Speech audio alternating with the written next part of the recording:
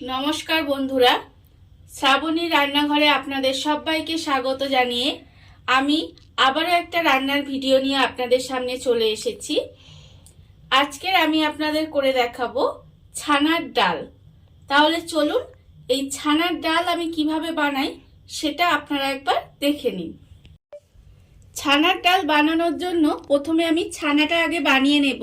তার জন্য আমি প্রথমে গ্যাসটা অন করে নিয়ে তার মধ্যে কড়া বসিয়ে দিয়েছি। এবারে আমি এর মধ্যে দুধটা দিয়ে দেব। এখানে আমার 500 গ্রাম মতো দুধ আছে। দুধটা আমি এর মধ্যে দিয়ে দিলাম। দুধটা দিয়ে এবারে দুধটাকে প্রথমে ভালোভাবে ফুটিয়ে নিতে হবে। দুধটা আমার ভালোভাবে ফুটে গেছে। এইবারে আমি গ্যাসটা অফ করে দেব। দুধটা প্রথমে ভালোভাবে ফুটিয়ে নিতে হবে, নিয়ে তারপরে কিন্তু গ্যাসটাকে বন্ধ করে দিতে হবে। দিয়ে এবারে আমি এর মধ্যে দেব লেবুর রস। লেবুর রস দিয়ে আমি এখানে ছানাটা কাটাবো। আপনারা চাইলে কিন্তু ভিনিগার দিয়েও ছানাটা কাটিয়ে নিতে পারেন। আমি একেবারে অনেকটা লেবুর রস দেব না, অল্প অল্প লেবুর রস দেব। দিয়ে খুন্তি দিয়ে এইভাবে নাড়ালে দেখবেন আস্তে আস্তে ছানাটা কেটে যাবে। অল্প অল্প লেবুর রস দিয়ে ছানাটা আমি কাটিয়ে নিয়েছি। ছানাটা কেটে গেছে, আপনারা দেখতেই পাচ্ছেন।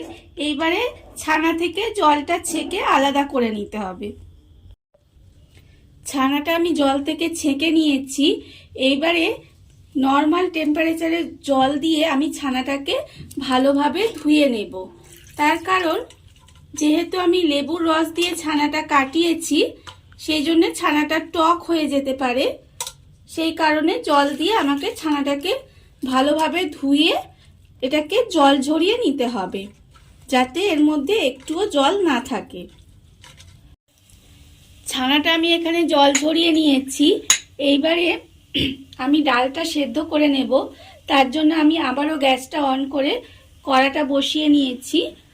আর এর মধ্যে আমি প্রথমে জল দিয়ে দেব।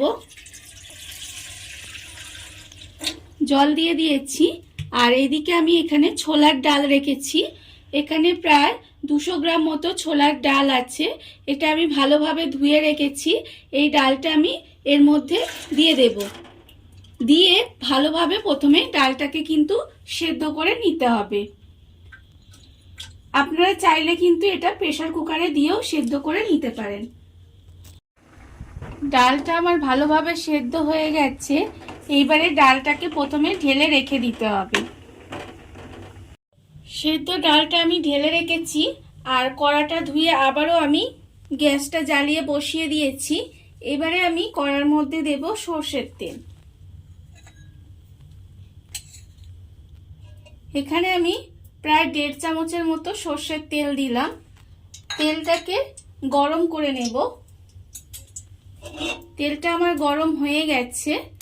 এবারে যে ছানাটা আমি জল ঝরিয়ে রেখে দিয়েছিলাম, সেই ছানাটা হাত দিয়ে একটু এইরকম ভাবে মেখে নেব। মেখে নিয়ে তেলের মধ্যে দিয়ে দেব। দিয়ে ছানাটাকে একটু হালকা করে ভেজে নেব। ছানাটা আমার ভাজা হয়ে গেছে। ছানাটাকে আমি হালকা করে একটু ভেজে নিয়েছি। এবারে আমি ছানাটা কিন্তু তুলে রেখে দেব। ছানাটা আমি ভেজে আলাদা সরিয়ে রেখে দিয়েছি। আর আবারও আমি কড়াটা বসিয়ে দিয়েছি। এবারে এর মধ্যে আবারও আমি তেল দেব। এখানে আমি সর্ষের তেলই দেব। আর রান্নাটা আমি সর্ষের তেল আর ঘি দিয়ে করব। এখানে আমি দেখুন প্রায় 2 চামচ 2.5 চামচের মতো সর্ষের তেল দিলাম। আর এখানে আমি ঘি দেব। ঘি প্রায় 1 চামচের মতো ঘি দিলাম। এবার এই তেল আর ঘিটা একটু গরম হতে দেব। তেল আর ঘিয়ের মিশ্রণটা গরম হয়ে গেছে। এবারে আমি এর মধ্যে দেব 2টো তেজপাতা। এখানে আমি 2টো তেজপাতা রেখেছি। তেজপাতাটা আমি এর মধ্যে দিয়ে দেব।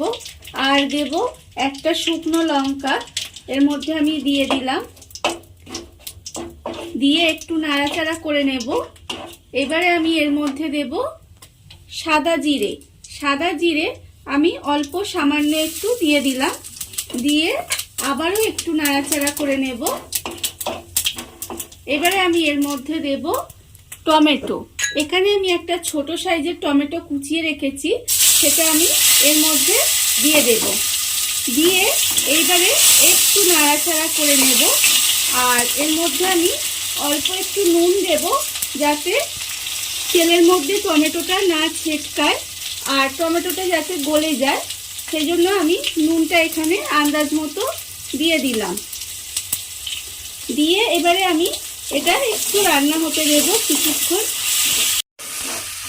টমেটোর মধ্যে নুনটা দেওয়ার ফলে টমেটোটা গলে গেছে। এইবারে আমি এর মধ্যে দেব আদা বাটা। আদা বাটা আমি এখানে রেখেছি, এখানে আমি 1 চামচ আদা বাটা দেব। আদা বাটাটা দিয়ে আবারও আমি একটু কষিয়ে নেব। আদাটা দিয়ে আমি একটু কষিয়ে নিয়েছি। এইবারে আমি এর মধ্যে দেব হলুদ গুঁড়ো। হলুদ গুঁড়ো আমি এখানে 1/2 চামচ পরিমাণে হলুদ গুঁড়ো এখানে দিয়ে দেব। আর আমি এতে দেব চিনি। যেহেতু ছোলার ডাল আছে আর ছানা আছে, তাই চিনিটা একটু বেশি দেব। আমার এখানে প্রায় 1.5 চামচের মতো চিনি দিলাম। দিয়ে এবারে ডালটা একটু মিষ্টি মিষ্টি হবে। চিনি দিয়ে আমি একটু নাড়াচাড়া করে নেব। প্রায় 30 সেকেন্ডের মতো আমি একটু মশলাটাকে ভালোভাবে কষিয়ে নেব। মশলাটা আমার কষানো হয়ে গেছে আর মশলাটা থেকে তেলও ছেড়ে গেছে। এবারে আমি যে ডালটা সেদ্ধ করে রেখেছি, সেই ডালটা আমি এর মধ্যে দিয়ে দেব। ডালটা আমি এর মধ্যে দিয়ে দিলাম। দিয়ে ভালোভাবে মিশিয়ে দেব। মিশিয়ে একটু রান্না হতে দেব এটাকে। ডালটা আমি ভালোভাবে রান্না করে নিয়েছি। এইবারে আমি এর মধ্যে দিয়ে দেব যে ছানাটা আমি এখানে ভেজে রেখেছিলাম, সেই ছানাটা আমি এর মধ্যে পুরোটা দিয়ে দেব। দিয়ে এবারে ছানাটাকে একটু ঘেঁটে দেব। ছানাটাকে আমি ভালোভাবে একটু ঘেঁটে দিলাম। এবারে আমি এর মধ্যে দেব কাঁচা লঙ্কা। এখানে আমার 2টো কাঁচা লঙ্কা চিড়ে রেখেছি, সেই কাঁচা লঙ্কা 2টো এর মধ্যে দিয়ে দেব। দিয়ে আবারও ঢাকা দিয়ে একটু কিছুক্ষণ রান্না হতে দেব। ডালটা আমার প্রায় হয়েই গেছে। আমি ছানাটা দিয়ে কিছুক্ষণ রান্না করে নিয়েছি। এবারে আমি এর মধ্যে দিয়ে দেব নারকেল কোড়া। এখানে আমার নারকেল কোড়া আছে, আমি এর ওপর থেকে নারকেল কোড়া ছড়িয়ে দেব। দিয়ে এবারে গ্যাসটা অফ করে দেব। আমি এই ঘনত্বই রাখবো ডালটার, তার কারণ ছোলার ডাল ঠান্ডা হলে দেখবেন আরো গাঢ় হয়ে যাবে। আর এটা রুটি, লুচি, পরোটা সব কিছুর সঙ্গেই বেশ খেতে খুবই ভালো লাগে। বাড়িতে আপনারা বানাবেন। এবারে গ্যাসটা আমি অফ করে দিয়েছি।